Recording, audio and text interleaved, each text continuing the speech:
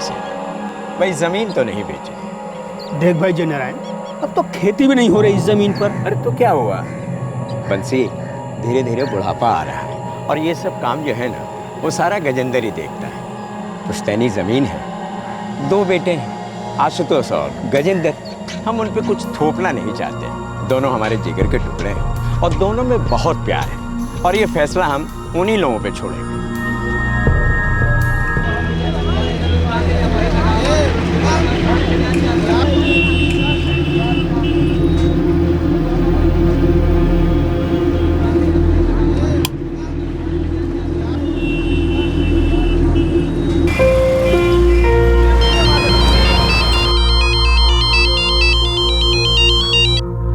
जी प्रणाम गजेंद्र भैया। नमस्ते। और आशुतोष कैसे हो?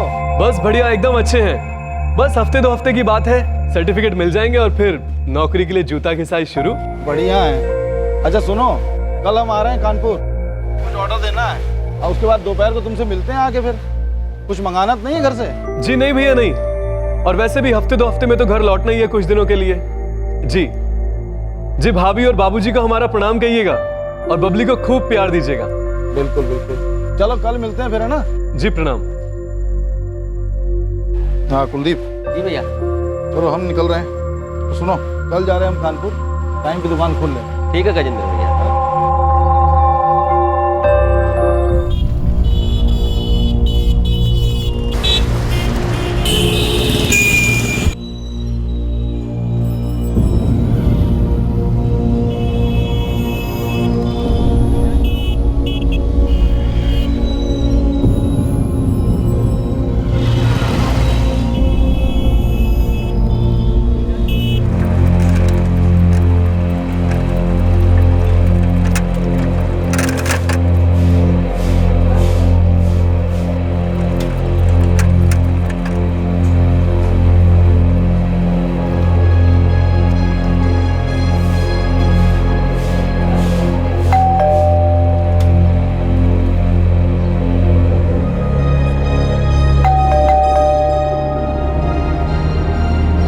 आशुतोष, आशुतोष,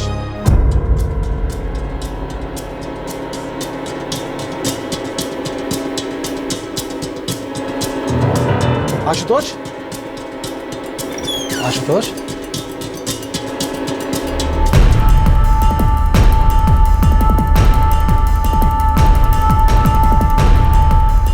आशुतोष,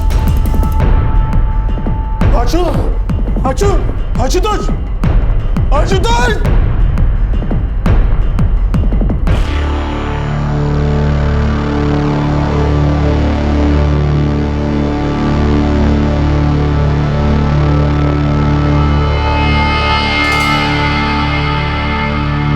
करमपुर से बड़ा भाई गजेंद्र प्रसाद अपनी दुकान के सामान के लिए ऑर्डर देने कानपुर आया। उसने सोचा कि वो वहां पढ़ाई कर रहे अपने छोटे भाई आशुतोष से भी मिलने जाएगा। गजेंद्र जब आशुतोष के घर पहुंचा तो उसने आशुतोष को मरा हुआ पाया। मामले की तहकीकात शुरू कर दी गई। अब इस हादसे से जुड़ी कई अजीबोगरीब और चौंकाने वाली हकीकत सामने आने वाली थी।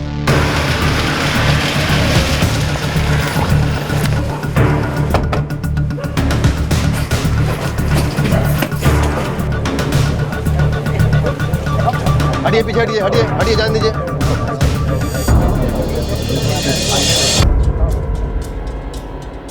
गजेंद्र प्रसाद, गजेंद्र प्रसाद। हाँ सर, हमने आपको फोन किया था सर। ये हमारा भाई आशुतोष है सर।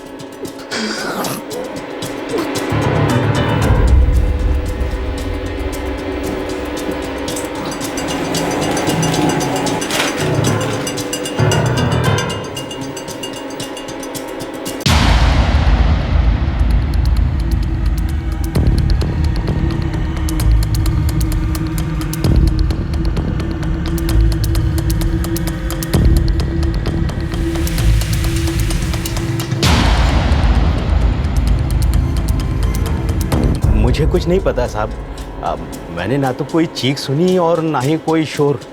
इस बारे में मुझे कुछ नहीं मालूम साहब। और सर, हम यहाँ पास ही में रहते हैं, ना हमने कुछ अजीब देखा है और ना अजीब कुछ सुना है। और सर, कोई स्मेल भी नहीं आई है। चेहरा बुरी तरह से जला दिया गया। यस। लेकिन घर के अंदर ही ये दारू की बोतल, चखना और 3-3 गिलास। ताज्जुब की बात यह है कि घर में इतना बड़ा कांड हो गया और आस पड़ोस में किसी को खबर नहीं लगी। ये घर हमारे रिश्तेदार का है सर। पिछले 2 साल से आशुतोष यहाँ किराए पे रह रहा है। पढ़ रहा था यहाँ पे सर। वैसे तो हम लोग करमपुर के रहने वाले हैं। आशुतोष अकेला रहता था यहाँ पे? हाँ सर। एक शराब की बोतल है, 3 गिलास हैं, इसका मतलब है कि आशुतोष अकेला नहीं था, उसके साथ 2 लोग और थे और चेहरा एसिड से बुरी तरह से जला दिया गया। हैरानी इस बात की है कि उसकी चीख पुकार आस पड़ोस में किसी ने नहीं सुनी। कल शाम को बात हुई थी सर उससे, सब ठीक था। ये उम्र थी कि उसकी जाने की सर।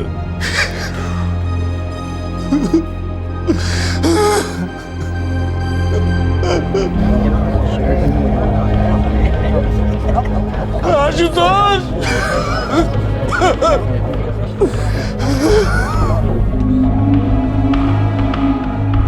चेहरा बुरी तरह से बिगाड़ दिया है, लेकिन मौत एसिड से जलने की वजह से नहीं हुई है। यही कारण है कि चीखने चिल्लाने की कोई आवाज़ नहीं है। क्या वजह हो सकती है? खून में अल्कोहल के साथ किसी जानलेवा चीज़ के अंश पाए गए हैं और विंड पाइप्स भी चौक पाई गई है। गला घोटा गया? जी, 12 से 18 घंटा पहले मौत हुई है, या थोड़ा पहले। 12 से 18 घंटे पहले मतलब 13 अप्रैल की रात को हो सकता है। हो सकता है। आशुतोष के पिता आ चुके हैं सर। और आशुतोष का फ़ोन? अभी भी बंद है। एक काम करो, उसके फ़ोन रिकॉर्ड्स निकलवाओ। 012, ये तो कोई पिन कोड लगता है। सर 208012, ये पिन कोड तो जवाहर नगर इलाके का है। पता करो जवाहर नगर इलाके में एसिड की कितनी दुकानें। पक्का ये एसिड वहीं से खरीदा गया। सर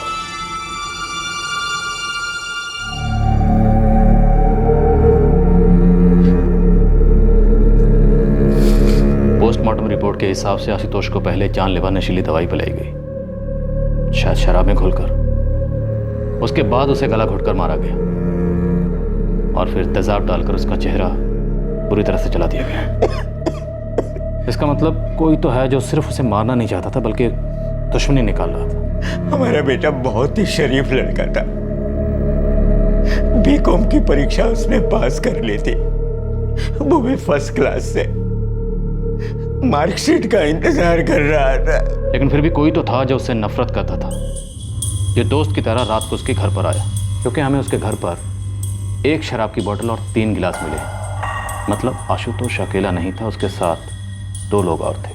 सर आशुतोष की किसी दोस्त के साथ कोई लड़ाई थी ही नहीं सर। आप बता सकते हैं उसके ऐसे कौन से दोस्त हैं जिन्हें वो शाम को घर पर बुलाता हो, मतलब जिनके साथ वो शराब पीता हो?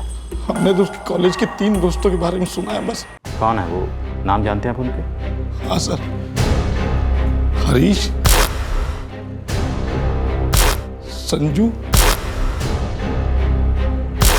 और रवि सर। ये तीनों उसके साथ कॉलेज में पढ़ते थे सर। और फर्स्ट ईयर में उसके हॉस्टल के रूममेट भी थे तीनों। हरीश, रवि और संजू।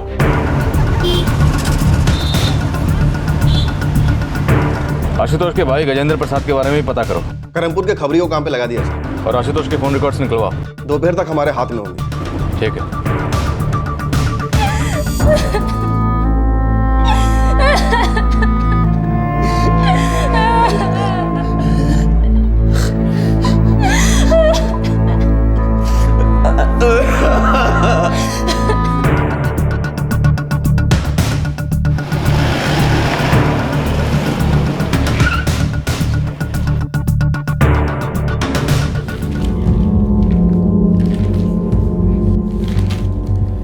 हरीश भी 3rd ईयर बीकॉम का स्टूडेंट है।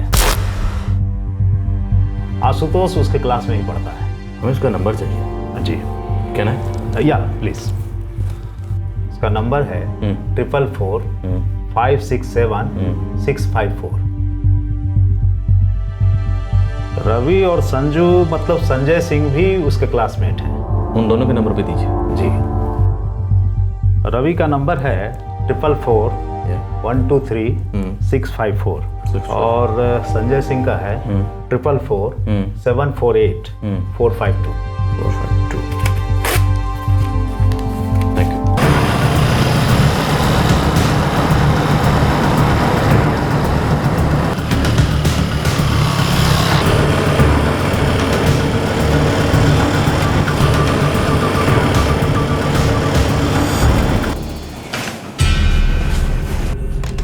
सर, रवि, हरीश और संजू ये तीनों दोस्त आशुतोष से लगातार टच में थे। फोन रिकॉर्ड्स में कोई बात खटकी?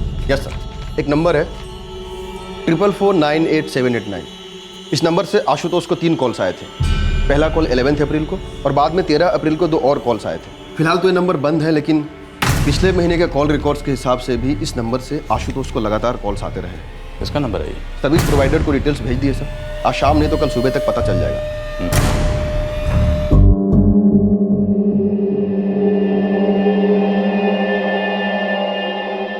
आशुतोष को शराब में जहर मिलाकर दिया गया, फिर गला घोटकर उसे मारा गया।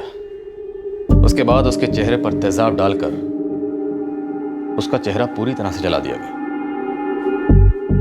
अब तुम तीनों मुझे यह बताओ कि 13 अप्रैल की रात को उसके साथ कौन कौन था? मैं तो नहीं था। नहीं सर, मैं भी नहीं था। सर, मैं भी नहीं था सर। कौन था कौन नहीं था ये तो पता चल जाएगा, लेकिन एक बात याद रखना, तुम तीनों में से अगर किसी ने झूठ बोला या कुछ भी छुपाने की कोशिश की तो याद रखना तुम तीनों बहुत बड़ी मुसीबत में पड़ने वाले हो। सर, आशुतोष हम सबका बहुत अच्छा दोस्त था। आशुतोष उस घर में शिफ्ट हुआ, उससे पहले हम लोग सब हॉस्टल में रूममेट थे। यकीन कीजिए सर, हम लोग उसके साथ ऐसा करने का सपने में भी नहीं सोच सकते। कौन सोच सकता है? आशुतोष के साथ ऐसा करने की सपने में कौन सोच सकता है? सर, हमें इस बारे में बिल्कुल भी आइडिया नहीं है सर। हमारी दोस्ती सिर्फ कॉलेज तक ही थी। कॉलेज के बाहर उसकी क्या लाइफ थी, किससे दोस्ती थी या फिर किसी से दुश्मनी थी, तो इसके बारे में हमें बिल्कुल भी अंदाज़ा नहीं है सर। सर, उसकी दुश्मनी तो नहीं, लेकिन उसके प्यार के बारे में मुझे पता है। सर, उसकी गर्लफ्रेंड थी जिससे वो शादी करने वाला था। कौन है वो? सर, ये तो नहीं पता। उसने नाम तो कभी बताया नहीं सर। अभी इतना भी क्या पत्नीव्रता हो रहे हो बे कि उसका नाम भी जुबान पे नहीं ले पा रहे हो? फिक्र मत करो यार, तुम नाम की बात करो तो मैं सामने मिलवा देंगे, और फिर नाम भी पूछ लेना अपनी भाभी से। ओहो, बचपन का प्यार है क्या भाई? नहीं यार, लेकिन दिल के बहुत करीब है। जल्दी शादी करने जा रहे हैं उससे। सर, पता नहीं इस रिश्ते का आशुतोष के मर्डर से कुछ लेना देना है या नहीं, लेकिन मुझे याद आया इसीलिए मैंने आपको बताया। तुम दोनों को मालूम है लड़की कौन है? नहीं सर, मुझे तो नहीं पता। नहीं सर, हमें तो कभी नहीं बताया उसने।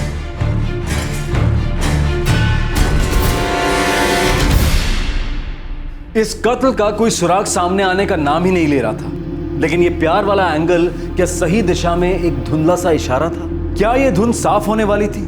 क्या इसके पीछे कोई रास्ता था जो सुराग की ओर ले जाता?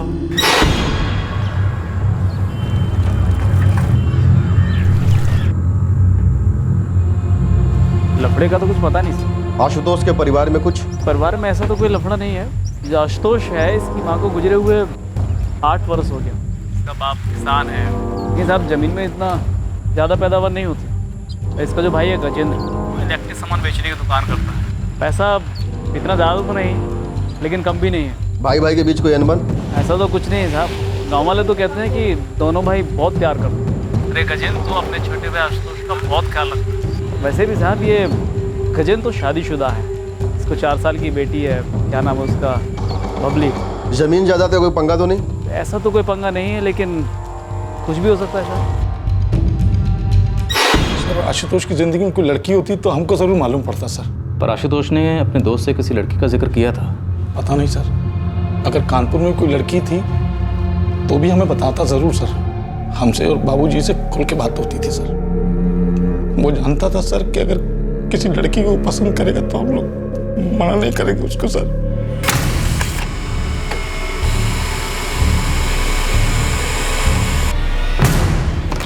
सर,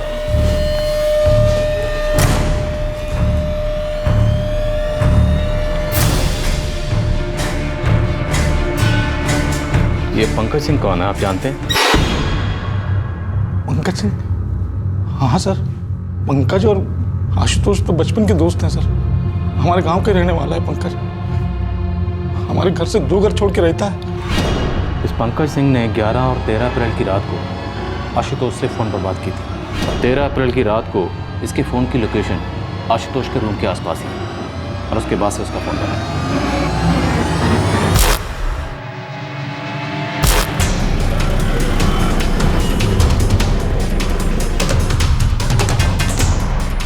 ये बोतल तो दुर्गा केमिकल्स की है, हम ही लोग उनको सप्लाई करते हैं, फिर वो अपना लेबल लगा के आगे बेचते हैं। 1 मिनट।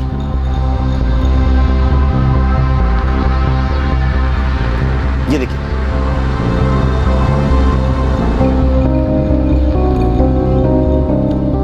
ये कहाँ पड़ता है दुर्गा केमिकल्स? यहीं पास में ही, जवाहर नगर में। जवाहर नगर।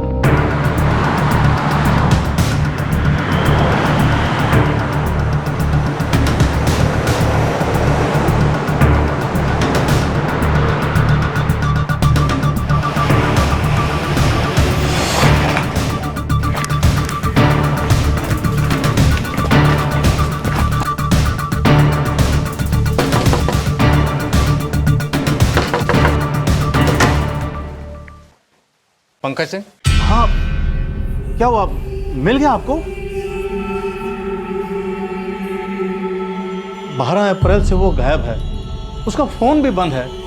हमने करमपुर पुलिस थाने में उसके बारे में शिकायत भी लिखाई थी। क्या बोलकर निकला था वो? बोल रहा था कि कानपुर जा रहा हूँ, 1 दिन में लौट आऊंगा। बोला ना माँ, 1 दिन में लौट आऊंगा। अरे पर तू कानपुर जा के रहा, ये तो बता के जा। कोई काम है माँ, हमारा मतलब है काम मिलने की उम्मीद है माँ। हम लौट के सब कुछ बताते हैं ना आपको, आप आशीर्वाद दीजिए। क्या काम था? किस काम की बात कर रहा था? कुछ भी नहीं बताया उसने? जी नहीं, हमने बहुत पूछा लेकिन उसने बताया ही नहीं।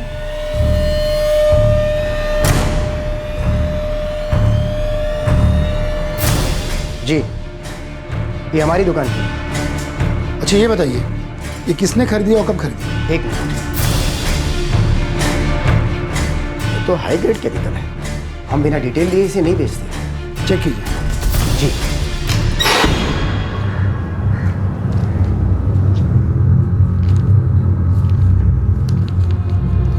ये देखिए, 13 अप्रैल सुबह 11:30 बजे पंकज के पिता ने शिकायत दर्ज करवाई। 14 अप्रैल को गजेंद्र को अपने भाई आशुतोष की बॉडी मिली। सर कहीं ये आपसी साठगांठ का मामला तो नहीं है? मतलब पंकज ने पहले जुर्म किया, फिर उसने अपने परिवार वालों को बताया, और फिर पंकज के परिवार वालों ने पंकज की मिसिंग कंप्लेन दर्ज करवा दी। एक काम करो, पंकज के पिता चंद्रभान के फोन रिकॉर्ड निकालो। हो सकता है पंकज ने इन्हें किसी अनजान नंबर से फ़ोन किया। यहाँ कुछ तो गड़बड़ चल रही है। पंकज के घर पर निगरानी रखो, हो सकता है वो रात के अंधेरे में उनसे मिल जाए। जी हो जाएगा। Thank you. ये देखिए, लाइसेंस का जेरोक्स लेके हम रख लेते हैं। ये 13 अप्रैल सुबह 11 बजे की घटना है। पंकज सिंह, निवासी करमपुर। जी। हाँ संतोष, बोल। सर, वो ऐसी 13 अप्रैल को सुबह 11 बजे कानपुर के दुर्गा केमिकल से पंकज सिंह ने खरीदा था। ठीक है, पंकज ने 13 अप्रैल की सुबह 11 बजे कानपुर से एसेट खरीदा था, और 13 अप्रैल को ही सुबह 11:30 बजे पंकज के पिताजी ने यहाँ थाने में उसकी कंप्लेन दर्ज करा दी। सब कुछ बड़ी सोची समझी साजिश के तहत किया गया। पर क्यों, किस लिए? सर कहीं ये उस लड़की का मामला तो नहीं जिसका जिक्र आशुतोष के दोस्त संजू ने हमसे किया था? सर उसकी गर्लफ्रेंड थी जिससे वो शादी करने वाला था। मामला थोड़ा पेचीदा है, लेकिन उसका कोई ना कोई ताल्लुक उसकी पुरानी बात से। प्रणाम श्योर, हमें इसका कोई ना कोई सुराग यहीं करमपुर से मिलेगा।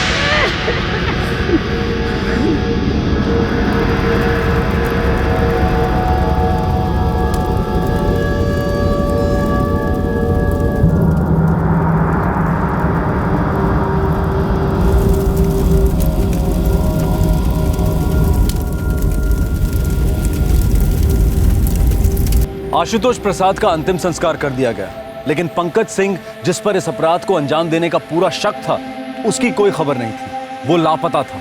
और फिर एक ऐसी जानकारी मिली जिसने आशुतोष हत्याकांड की जांच को एक नई रफ्तार दे दी।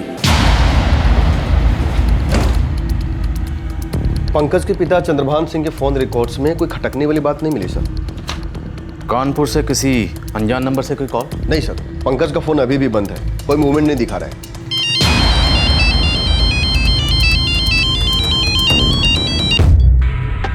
आनंदलाल बोलो। साहब ये पंकज तो अभी तक अपने घर के आसपास नजर नहीं आया है। उसके माँ बाप की कोई ऐसी हरकत जो शक पैदा करे? नहीं साहब, ऐसा कुछ भी नहीं है। पंकज का कोई अता पता? नहीं साहब, बस गायब है। और साहब एक बात और। क्या? कोई और भी गायब है। कौन? इसी गांव की एक लड़की रश्मि चौहान, वो भी गायब है।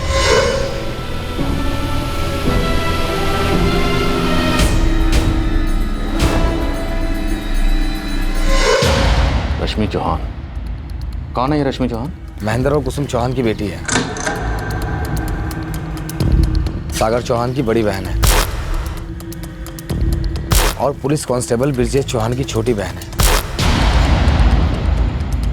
कहाँ गई है? किसी को कुछ पता नहीं है साहब। पंकज गायब है और एक लड़की भी गायब है, रश्मि चौहान।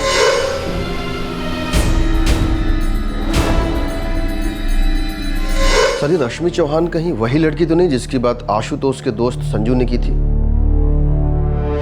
May be.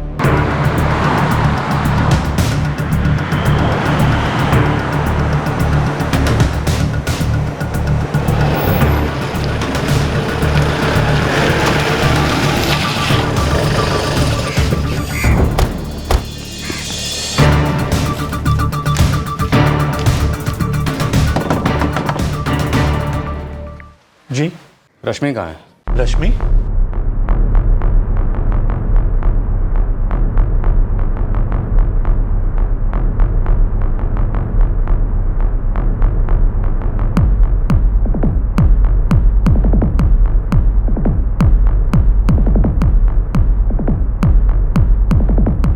रश्मि कहाँ है?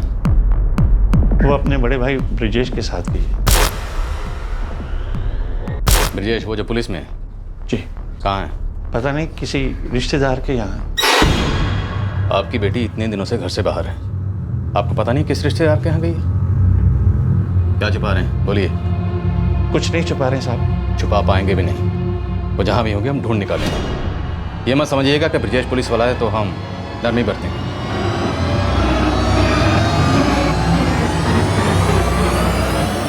ब्रिजेश को फोन लगा। जी बाबूजी।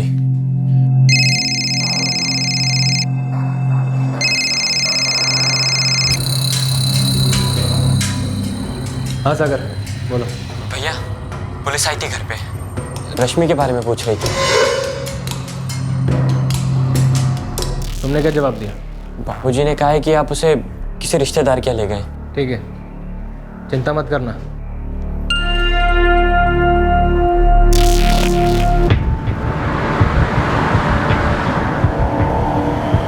ब्रिजेश ने पिछले साल ही कांस्टेबल के तौर पे ज्वाइन किया है। इस पूरे मामले से ब्रिजेश का कोई ना कोई ताल्लुक जरूर है।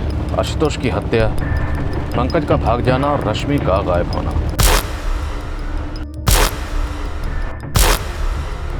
सर, कहीं ये कोई घरेलू मामला तो नहीं है? I mean honour killing type? इस मामले की कड़ियां अभी भी नहीं मिल रही हैं। इस ब्रिजेश ने अब तक जरूर कोई सॉलिड सा बहाना तैयार कर लिया होगा। देखते हैं, लेकिन सबसे पहले हमें यह पता लगाना है कि ब्रिजेश की बहन रश्मि चौहान कहाँ है।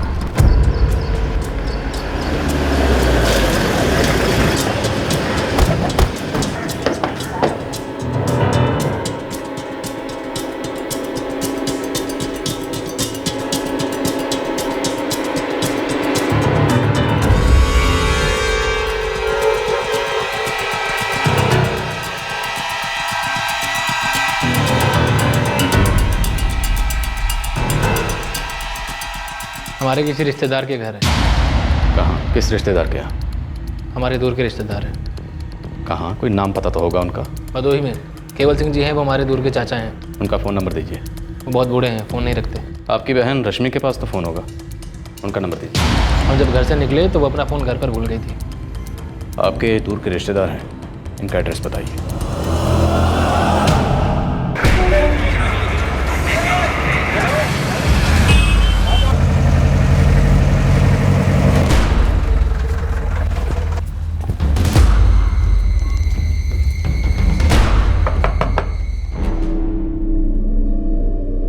रश्मि चौहान है? रश्मि चौहान? मुझे तो उसे देखे हुए भी कई साल हो गए हैं।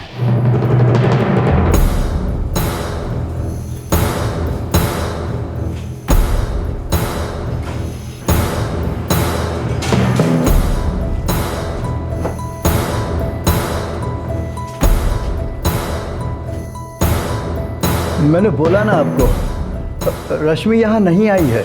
देखिए, आपके भतीजे विजेश चौहान का कहना है कि वो रश्मि को यहाँ छोड़ के गया है। क्यों अचानक बेवजह उसे यहाँ छोड़कर जाएगा?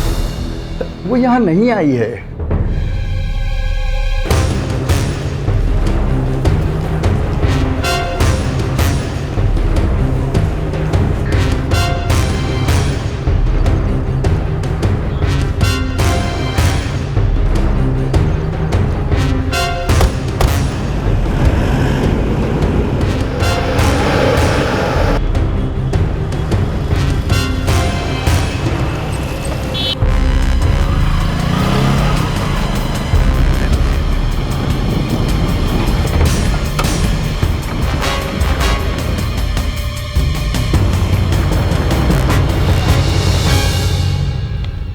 ब्रिजेश, तुम्हारे फोन रिकॉर्ड्स बताते हैं कि तुम 10 अप्रैल को करमपुर गांव में थे। तुम पुलिस फोर्स में हो, इसलिए ये बात तो अच्छी तरह से जानते होगे कि अपराध को छुपाना नामुमकिन है। हम क्यों छुपाएंगे सर?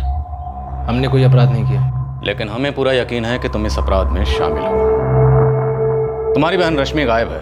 तुम उसका पता बताने में पुलिस को गुमराह कर रहे हो। हमें इस बात की भी पूरी खबर है कि तुम, आशुतोष और पंकज एक ही गांव के और बचपन के दोस्त हो। इसलिए आशुतोष के कत्ल में तुम्हारे हाथ होने की पूरी पॉसिबिलिटी है।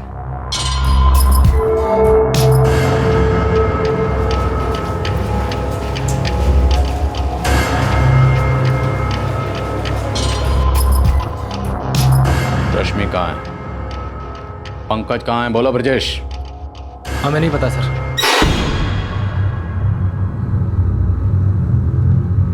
आशुतोष को किसने मारा?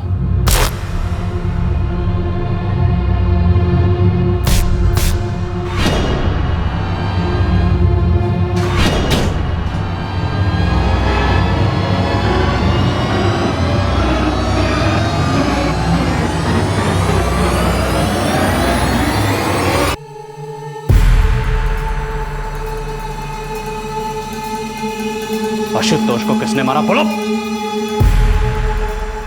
पंकज सिंह ने आशुतोष को मारा है सर। लेकिन सर हमें नहीं पता कि पंकज कहाँ है। नहीं, हमको ये पता है कि हमारी बहन रश्मि कहाँ पर। सर हमें बस इतना पता है कि आशुतोष को पंकज ने मारा।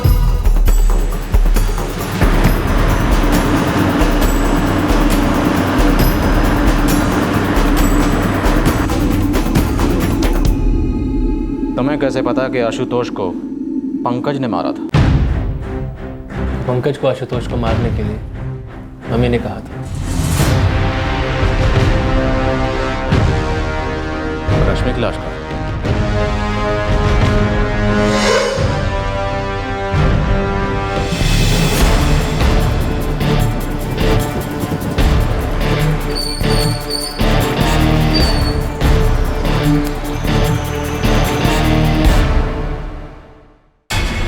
धन्यवाद सिंह जी।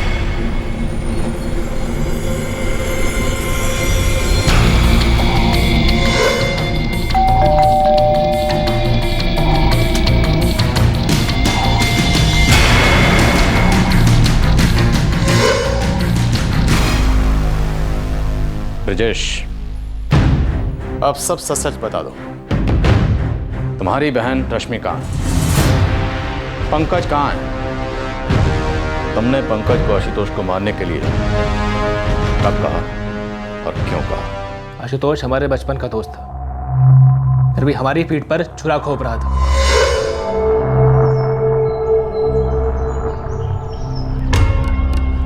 आशुतोष, अब तो ब्रिजेश भाई भी मुरादाबाद जा चुके हैं, तो फिर क्या तकलीफ है? हमें यह सब सही नहीं लगता है। हमें लगता है कि हमें माँ बाबा और ब्रिजेश को सब सच सच बता देना चाहिए। अगर वो नहीं माने तो? ब्रिजेश हमारे साथ पला बड़ा है रश्मि, वो हमारा बचपन का दोस्त है। और फिर हमें नहीं लगता कि उसे हमारे रिश्ते से कोई भी एतराज़ होगा। और यदि फिर भी कोई एतराज़ हुआ तो फिर क्या? तो भी हम तुमसे शादी करेंगे। चाहे जो हो जाए।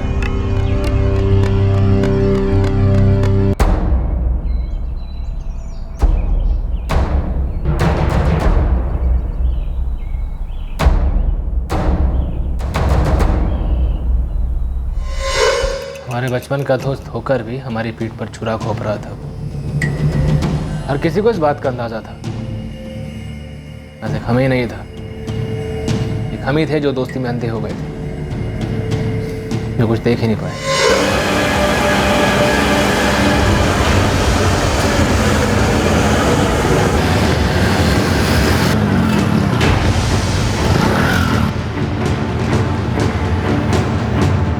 भैया, आशुतोष जब भी कानपुर से आता है ना, ये दोनों यहीं मिलते हैं। अब आप तो घर पे रहते नहीं हैं, इसीलिए ये लोग घर पे नहीं मिल पाते। कब से चल रहा है ये सब? बहुत टाइम हो गया है। पंकज को भी शक था। यार तुम्हें अगर पहले से पता था तो तुमने बताया क्यों नहीं हमें? हमें लगा कि तुम्हें पता होगा।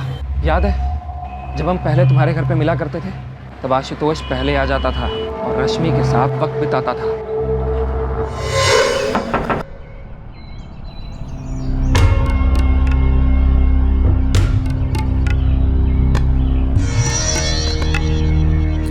अबे तुम टेंशन मत लो यार, हम तुम्हारी सारी तैयारी करा देंगे। नहीं यार, ये फिजिकल टेस्ट की टेंशन नहीं है हमें, लेकिन ये जो रिटर्न टेस्ट होता है ना यार, वही उसी की टेंशन है। अरे कुछ नहीं होगा, फिक्र काय को करते हो?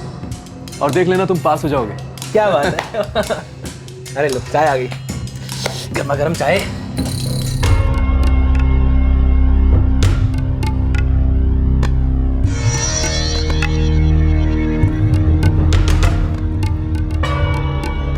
अबे यार, तुम दोनों 10वीं से आगे निकल गए और एक हम है जो पीछे के पीछे रह गए।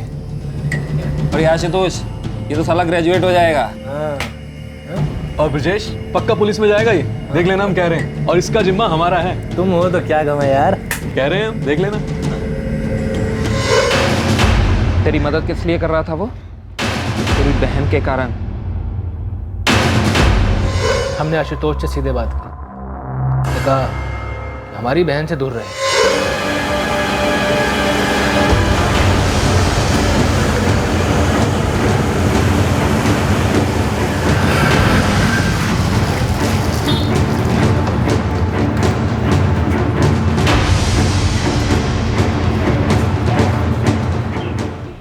लेकिन ब्रजेश, हम रश्मि से प्यार करते हैं यार। भूल जाओ उसे, अकेला छोड़ दो उसे। तुम्हारी प्रॉब्लम क्या है यार? हमारी प्रॉब्लम हम पे छोड़ दे। अरे एक दोस्त की पीठ पर छुरा घोंपा है तुमने, इतना भी नहीं सोचा कि तुम्हारे दोस्त की बहन है वो। दूर रहना उससे, हम बता रहे हो। क्यों रहे दूर? क्योंकि हम कह रहे हैं इसीलिए। हम नहीं चाहते कि हमारी बहन तुम्हारे साथ कोई रिश्ता रहे। और अगर हमें पता चला कि हमारे मना करने के बाद भी तुम हमारी बहन से मिल रहे हो, नतीजा अच्छा नहीं होगा, हम बता रहे हो।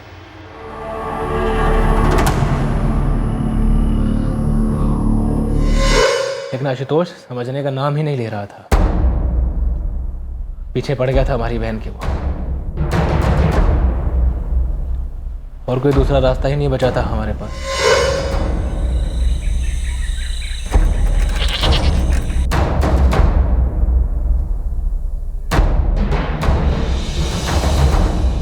ब्रजेश, हम तुम्हारे साथ हैं। तो जैसा हम कहेंगे वैसा करोगे? हाँ यार, दोस्त हैं हम तुम्हारे। और वैसे भी उस आशुतोष ने तुम्हारी पीठ में छुरा घोंपा है। एक हमने उसे समझाया, और चाहे जितना भी समझा ले, वो नहीं रुकेगा। हम चाहे तो उसे पिटवा सकते थे, लेकिन हम जानते हैं वो हमारी बहन से मिलना बंद नहीं करेगा। तुमको क्या लगता है, क्या इलाज है इस इश्क के भूत का? मार दो, खत्म कर दो उसे। तो हम चाहते हैं कि ये काम तुम करो। तुम्हारा बाल भी बाका नहीं होगा, ये हम वादा करते हैं। पुलिस में हैं हम, चिंता मत करो। करेंगे कैसे? तुम कानपुर जाओगे, आशुतोष से उसके रूम पर मिलोगे और वहीं उसे खत्म करोगे। तुम भी हमारे साथ रहोगे ना? नहीं रह सकते, क्योंकि उसके लिए हमें छुट्टी लेनी पड़ेगी। और अगर हमने छुट्टी ली तो पुलिस का सीधा शक हम पर जाएगा। दोस्ती की खातिर हम जान लेने देने के लिए तैयार हैं। हम चाहते हैं तुम उस कमीने का चेहरा तेजाब से जला दो। ज़्यादा से ज़्यादा तकलीफ होनी चाहिए साले को। 13 तारीख की रात को पंकज ने आशुतोष को खत्म कर दिया। और पंकज कहाँ अभी? पता नहीं, उसको फ़ोन किया लेकिन उसका फ़ोन स्विच ऑफ आ रहा है। फिर तुम्हें कैसे पता कि पंकज ने आशुतोष को खत्म कर दिया? क्योंकि हमने ये काम पंकज को 13 तारीख की रात को करने को कहा था। फिर हमने सुना कि आशुतोष की हत्या हो गई है। हमें यकीन हो गया कि पंकज ने अपना काम कर दिया। ब्रजेश, तुम अभी भी आधी अधूरी सच्चाई बता रहे हो। हमें पूरा सच्चाई। देखिए, हम जितना जानते थे आपको बता चुके हैं। हम तो 13 तारीख की रात से पंकज से कॉन्टैक्ट करने की कोशिश कर रहे हैं, लेकिन उसका फ़ोन नहीं लग रहा है। फिर हमारे छोटे भाई सागर ने बताया कि जिस दिन पंकज निकला उसी दिन हमारी छोटी बहन भी घर से निकल गई थी। हमें तो दोनों दोस्तों ने ही धोखा दे दिया। लेकिन रश्मि कहाँ है? कहाँ गई वो? भैया, हमें तो लग रहा था कि रश्मि का आशुतोष के साथ चक्कर चल रहा है, लेकिन सुनने में आया कि रश्मि पंकज के साथ भाग गई है। हाँ भैया, मेरे एक दोस्त ने उसे 12 की सुबह हाईवे के पास वेट करते हुए भी देखा था।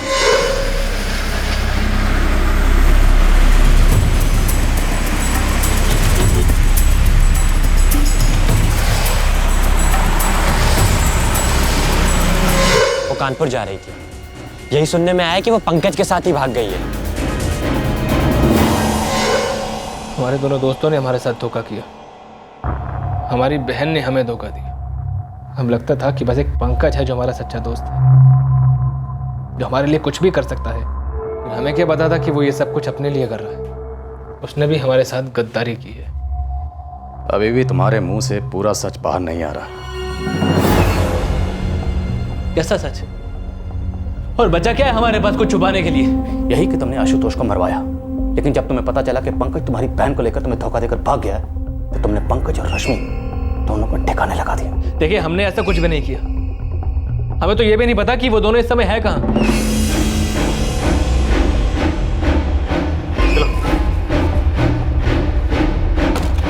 सर, ये ब्रिजेश बहुत ही शातिर आदमी है। इसे पता है ये अदालत में छूट जाएगा, क्योंकि हमारे पास इसकी साजिश का कोई सबूत नहीं है। इसकी बहन रश्मि गायब है, पंकज भी गायब है।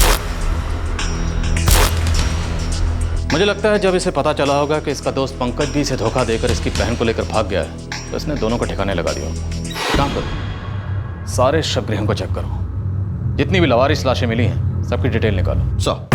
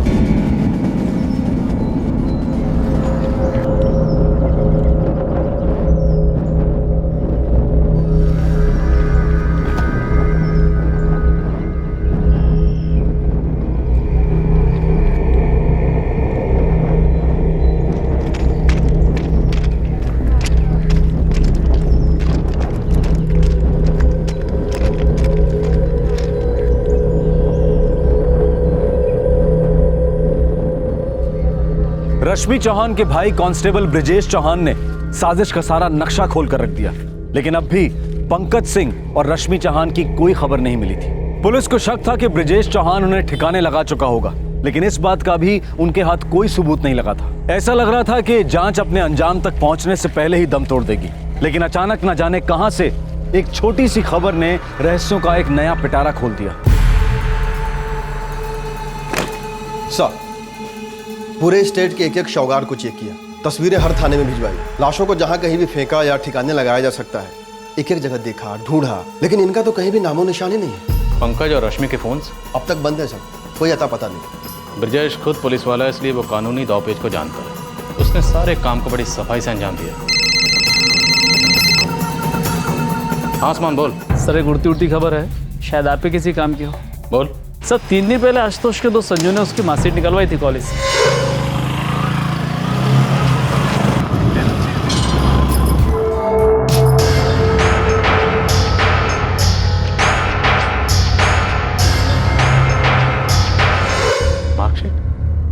लेकिन वो आशुतोष की मार्कशीट का क्या करेगा? नहीं पता, लेकिन संजू अभी गायब है सर। ठीक है, मार्कशीट, क्या ये कोई लीड हो सकती है?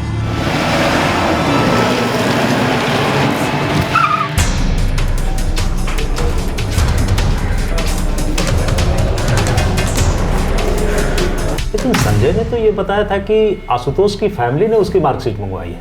रजिस्टर दिखाइए। जी।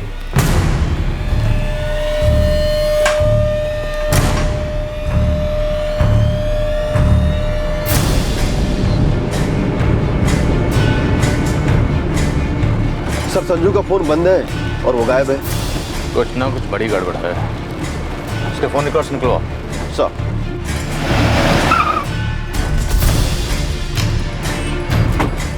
आशुतोष की मार्कशीट? उनको नहीं पता सर इसके बारे में कुछ भी। लेकिन आशुतोष का दोस्त संजू तो यही बोल के उसकी मार्कशीट कॉलेज से लेके आया कि उसकी फैमिली वालों ने मंगवाई है। पता नहीं सर उसने काहे किया है सर। उसको आशुतोष की मार्कशीट की क्या पड़ी सर?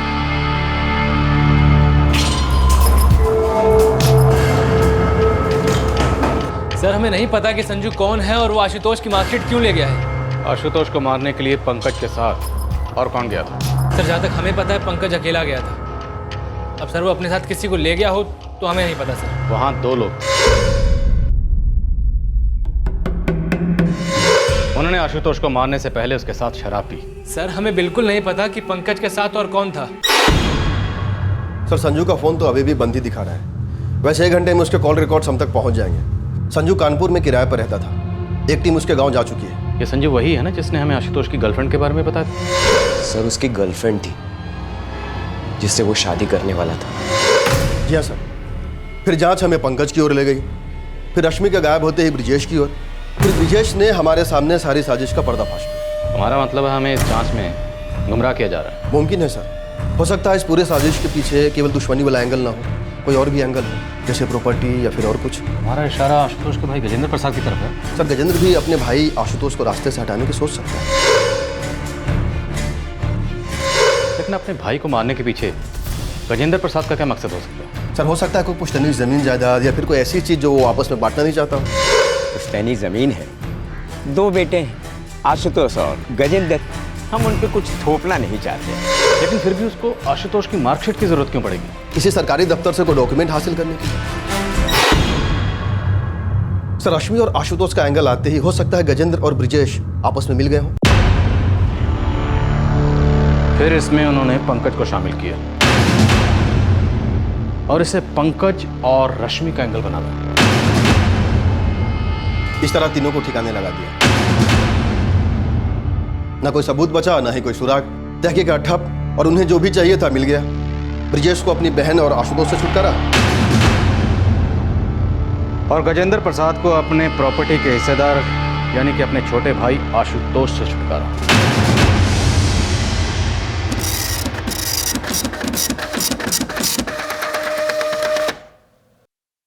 सर संजू गजेंद्र से लगातार टच में था।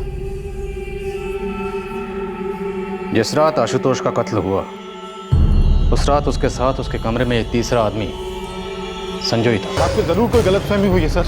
आशुतोष हमारा भाई सर, हम अपने भाई काहे मारेंगे बताइए। बैठिए।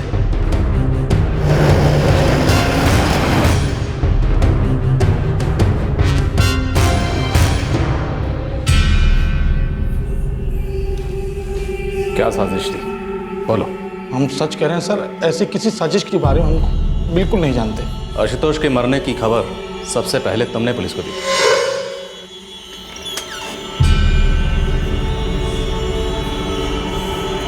आशुतोष? सब नाटक था, जबकि तुम पहले से जानते थे कि आशुतोष मर चुका है। नहीं सर, ये सच नहीं है सर। बिल्कुल सच है। इसी साजिश के तहत तुमने 14 अप्रैल को कानपुर में आशुतोष के घर जाने का प्लान बनाया। कल हम आ रहे हैं कानपुर, कुछ ऑर्डर देना है और उसके बाद दोपहर को तुमसे मिलते हैं आके। फिर सर वो हमारा छोटा भाई था सर, अपने बच्चे की तरह मानते थे सर उसको। तुम्हारा ये छोटा भाई तुम्हारी पुश्तैनी जायदाद में आधे हिस्से का हकदार था। नहीं सर, ऐसा कोई झगड़ा हमारे बीच में था ही नहीं सर कभी। ऐसा कोई झगड़ा नहीं था तो फिर कैसा झगड़ा था? बता तो रहे सर, कोई झगड़ा ही नहीं था सर। हमने तो ग्रेजुएशन तक की पढ़ाई उसकी खुद करवाई है सर। ये संजू आशुतोष की मार्कशीट लेने क्यों गया था? हमको नहीं मालूम सर।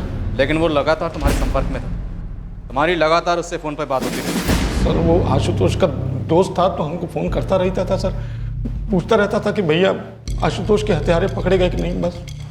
क्यों? वो आशुतोष के ऊपर जीवनी लिख रहा था, उसको इतना इंटरेस्ट क्यों था कि आशुतोष के हत्यारे पकड़े गए या नहीं पकड़े गए? हमको नहीं मालूम सर, हमको लगा उसका दोस्त है तो बात कर लिए। तुमने और ब्रजेश ने मिलकर पंकज और रश्मि को कब और कहाँ मारा? ये क्या कह रहे हैं सर आप? भगवान कसम साहब, हमको अंदाजा ही नहीं है सर इसका कुछ।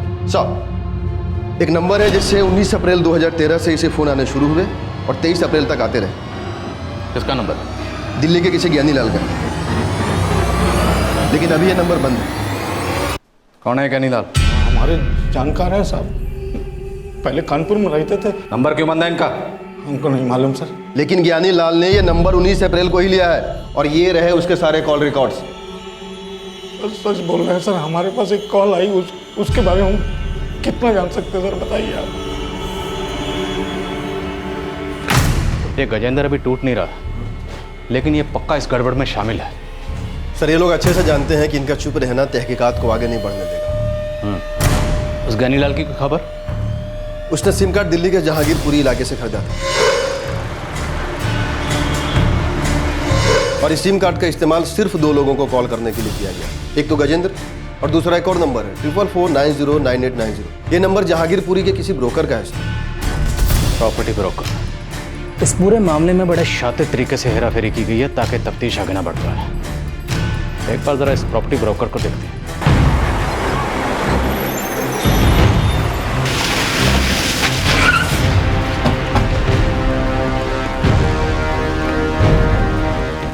ज्ञानीलाल। ये ज्ञानीलाल 19 अप्रैल से लेकर 22 अप्रैल तक लगातार आपके टच में था। कोई खास वजह? जी हाँ, मैंने उन्हें एक किराए का घर दिलवाया था जहांगीरपुरी में। जहांगीरपुरी में कहाँ? जी, एसपी कॉलोनी में दिलवाया था, यहीं कुछ 2 दिन पहले। हमें उसका एड्रेस चाहिए और डॉक्यूमेंट्स भी। Sure sir. जी हाँ, ये रहे।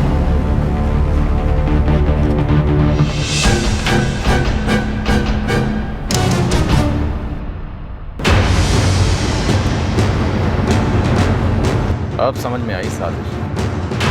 क्या नहीं?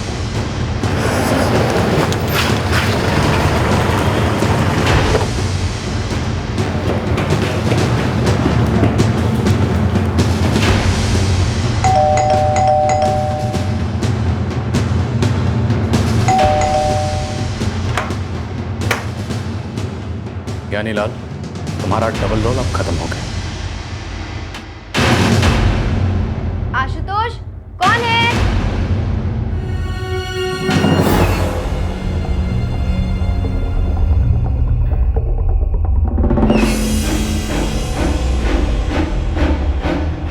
चलिए मैडम, आज आपको पुलिस स्टेशन में खाना खिलाएंगे।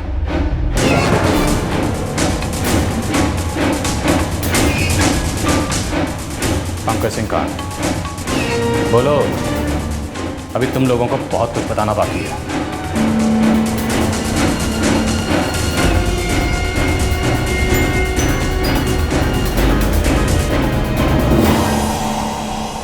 जिस आशुतोष प्रसाद की हत्या हो गई थी, जिसका चेहरा जला दिया गया था, वो दिल्ली के एक घर में टांग पसारे मस्ती से बैठा था रश्मि चौहान के साथ। अब सवाल ये खड़ा हो रहा था कि आशुतोष के घर में जो लाश मिली थी वो किसकी थी, पंकज कहाँ था, और इस मौत से आशुतोष का या किसी और का क्या फायदा था। आशुतोष ने जब खुलासा किया तो मामले की एकदम नई परतें खुली।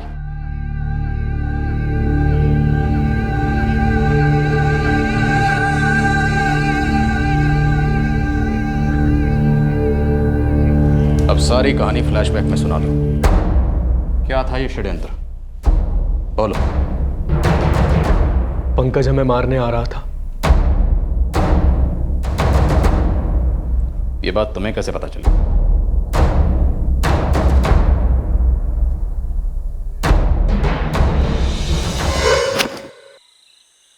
उस आशुतोष ने तुम्हारी पीठ में छुरा घोंपा है।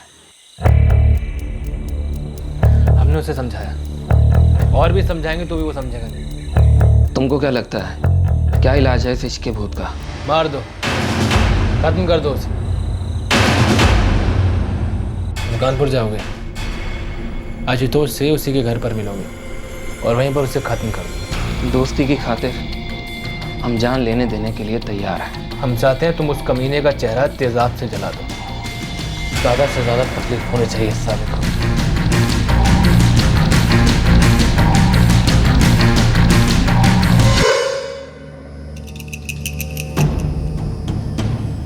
हमने ब्रिजेश भैया का आशुतोष को मारने का पूरा प्लान सुन लिया था।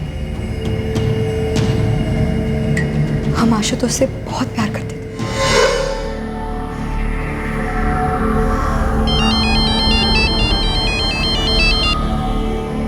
हाँ रश्मि, कैसी हो तुम? आशुतोष, हमारी बात सुनो। ब्रिजेश भैया और पंकज तुम्हें मारने का प्लान बना रहे हैं। ये क्या बकवास कर रही हो तुम रश्मि? हाँ, हमने सब सुना। 13 तारीख को पंकज तुमसे मिलने आएगा और उसी दिन तुम्हें खत्म कर देगा। पंकज का 11 अप्रैल को हमें फोन आया। हाँ पंकज, कैसा है तू? मस्त है। परसों कानपुर आ रहे हैं हम। अरे बढ़िया यार, तो फिर आ जाना, घर पर ही आ जाना। हाँ हाँ आएंगे। तुम शाम को घर पे ही रहोगे ना? एकदम यार, और फिर तू आ रहा है तो घर पर ही रहूंगा ना। ठीक है, मिलते हैं फिर। चल ठीक है, आजा आजा, तू आजा।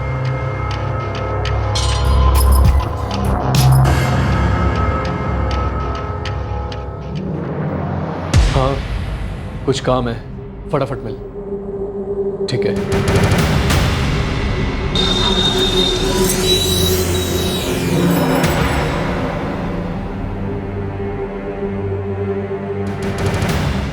हमारे जान की बात है तो हम कुछ भी कर जाएंगे। आखिर तुम जिगरी यार हो हमारे। एसिड लेके आ रहा है हमारा मुंह जलाने के लिए। आने दो, देख लेंगे साले को।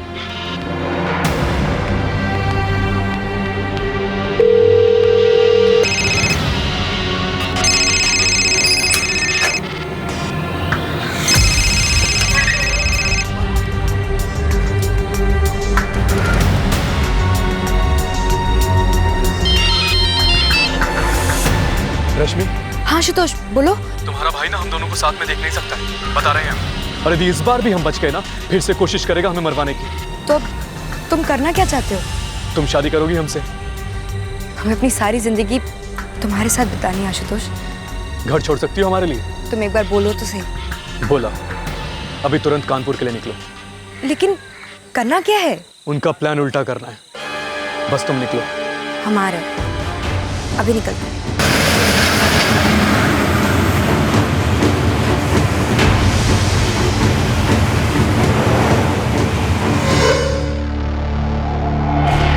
इस रात हम कानपुर में संजू के यहाँ रहे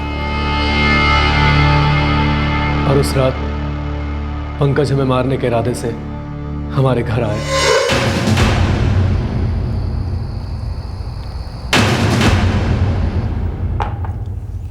तुमको क्या लगता है ब्रिजेश मान जाएगा?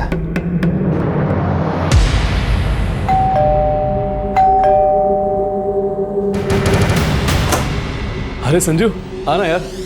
और आशु? बढ़िया बढ़िया। अरे वाह यार, पूरा भौकाल मचाया तुमने तो। संजू हमारे बचपन का दोस्त है पंकज। और क्या हाल है भाई? ले तू गिलास ले। हाँ। पंकज संजू हमारे साथ कॉलेज में पढ़ा करता था और इसीलिए पंकज यहाँ आया है।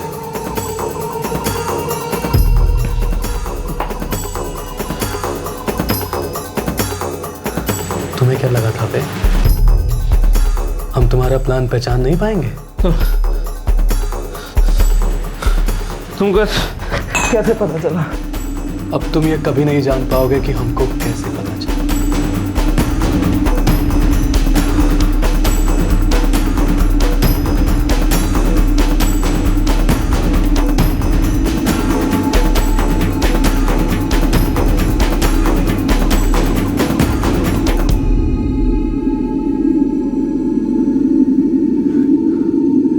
गया।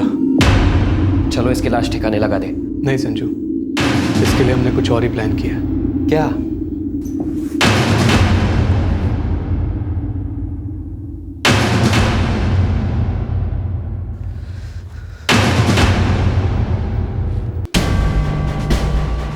ये हमारा चेहरा जलाना चाहता था ना?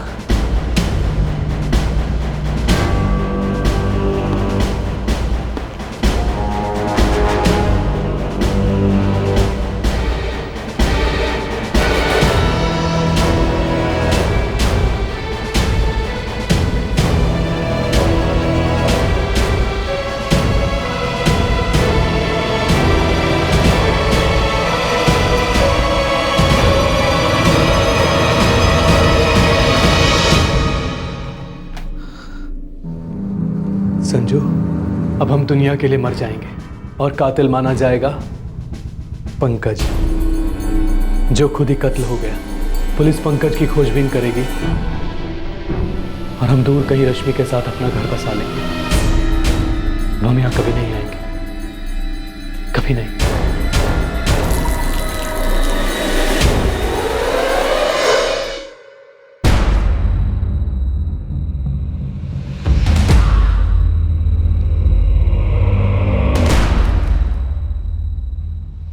रश्मि और हमने दिल्ली के एक मंदिर में शादी कर ली। हम तो वापस आना ही नहीं चाहते थे, लेकिन जहां भी नौकरी के लिए जाता ग्रेजुएशन के सर्टिफिकेट की मांग होती, इसीलिए हमने संजू को कॉलेज मार्कशीट निकलवाने के लिए भेजा।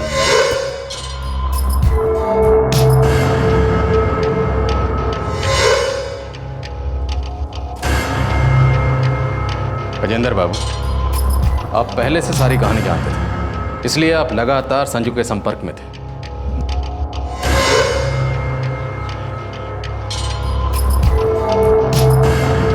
धन्यवाद संजू।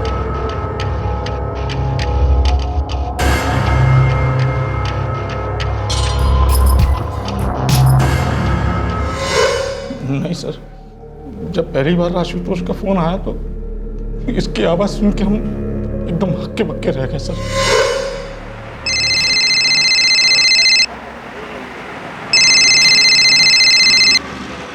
हेलो भैया। कौन बोल रहा है? भैया आशुतोष बोल रहे हैं। आशुतोष? कौन बोल रहा है? देखिए मजाक मत करिए हमारे साथ। भैया हम आशुतोष ही बोल रहे हैं। जब हमें मालूम पड़ा कि आशुतोष जिंदा है तो हम तो मतलब एकदम झटका ही खा गए थे सर। लेकिन इसने हमें ये नहीं बताया था कि ये पंकज को मार चुका है।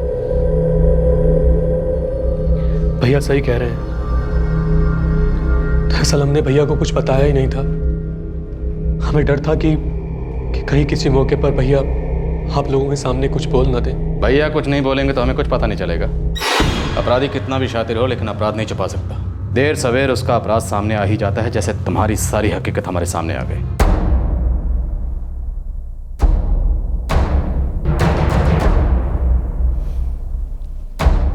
पंकज के घर वालों को खबर कर।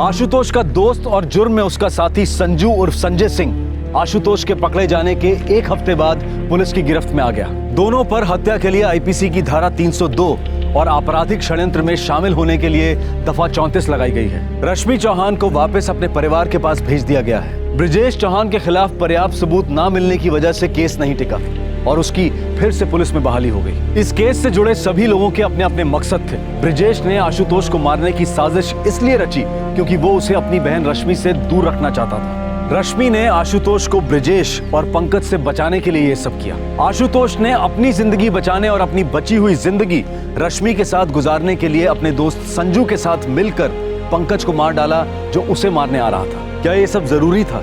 इससे एक बार फिर से ये साबित हुआ है कि क्राइम नेवर पेस, और इस बात से हम बार बार हर आदमी को आगाह करते हैं। इस अपराध से जुड़े सभी लोग 20 से 30 साल की उम्र के बीच के थे। ताज्जुब ये है कि उन्होंने एक बार भी ये नहीं सोचा कि साथ बैठकर समझदारी से, शांति से अपने गुस्से का गुबार निकालकर किसी हल तक पहुंचा जाए। क्यों नहीं सोचा कि अभी तो पूरी उम्र पड़ी है आगे। जो कदम उन्होंने उठाया वो समझ से परे है। ये शैतानी स्वांग जिसका खात्मा एक जिंदगी के खत्म होने के साथ हुआ, 2 के जेल जाने के साथ हुआ, और बाकी बचे 2 जो शायद अपनी बाकी की बची उम्र इसका पछतावा करते रहेंगे। आपसे फिर मुलाकात होगी क्राइम पेट्रोल दस्तक में एक और नए केस के साथ। तब तक अपना ख्याल रखें, सुरक्षित रहें और याद रखें, समझदारी और शांति से बातचीत करके बहुत सारी समस्याओं का हल निकाला जा सकता है। जय हिंद। क्राइम पेट्रोल के और भी दिलचस्प कहानी देखने के लिए हमारे चैनल को सब्सक्राइब करें और बेल आइकॉन दबाना न भूलें।